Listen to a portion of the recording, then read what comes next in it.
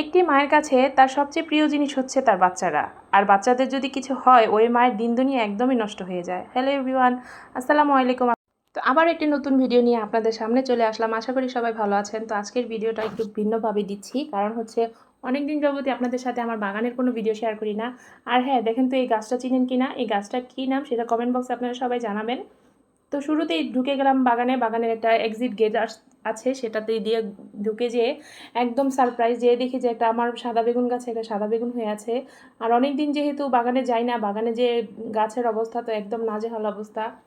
কারণ মরিচ গাছগুলোর প্রত্যেকটা মরিচ গাছ একদম পেকে পেকে লাল হয়ে যাচ্ছে, আর ধরার আগেই দেখেন এই তো নিচে ঝরে যাচ্ছে, এমন অবস্থা হয়েছে। তো প্রত্যেকটা মরিচ গাছ থেকে অনেকগুলো মরিচ পারছি, সেটা ভিডিওর শেষে আপনারা দেখতে পারবেন। তো এখানে প্রত্যেকটা গাছ থেকে মাশাআল্লাহ অনেক ধরনের মরিচ পেয়েছি। আর সবচেয়ে বেশি ভালো লেগেছে এই লাল লাল পাকা পাকা মরিচগুলো। এগুলো দেখতে এত সুন্দর, এত কিউট কিউট ছিল, একদম বলের মতো দেখতে দেখা যায়। তো তার সাথে সাথে অনেকগুলো বেগুনও পেয়েছি। দেখেন বেগুনের ভিডিওগুলো আর আপনাদের সাথে শেয়ার করতে পারিনি, কারণ বাগানে এত রোদ উঠেছিল। আজকে যেহেতু অনেক রোদ উঠছে, তো বাসায় এসে আবার রান্নাবান্না শুরু করে দিলাম। আজকে যে বেগুনগুলো বাগান থেকে এনেছি, বেগুনগুলো অনেক বড় ছিল, একদম পরিপক্ক দানা ছিল। এগুলা ভর্তা খেতে অনেক মজা লাগবে। তো সেই জন্য আমি সব কিছু কেটে কুটে ধুয়ে নিয়েছি। এখানে আজকে রান্না করব হচ্ছে চিচিঙ্গা দিয়ে ছোট চিংড়ি মাছ। তারপরে এই তো দেখেন একটা ফেলনা জিনিসও কিন্তু সুন্দরভাবে প্রেজেন্টেশন করলে এটা অনেক সুন্দর খেতে হয়।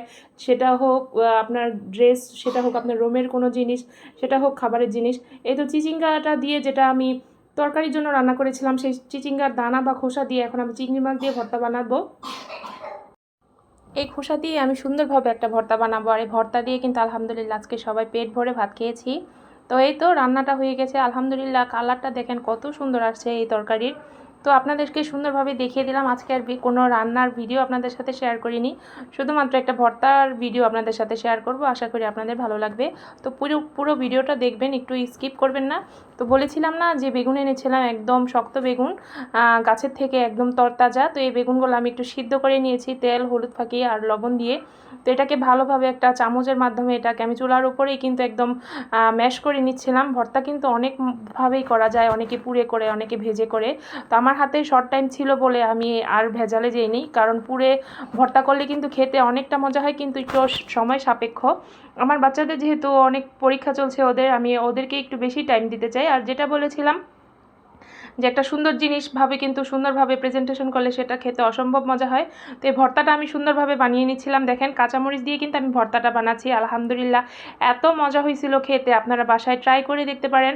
এটা হচ্ছে চিচিঙ্গা বা দুন্দল যে কোনো দানা দিয়ে করা যায়। আর হ্যাঁ, লাউয়ের দানা দিয়েও কিন্তু করা যায়, যে কোনো ধরনের সবজির যদি আপনার বীজটা যদি একদম বড় হয়ে যায় সেটা দিয়েও করা যায়। সবাই ভালো থাকবেন, আল্লাহ হাফেজ।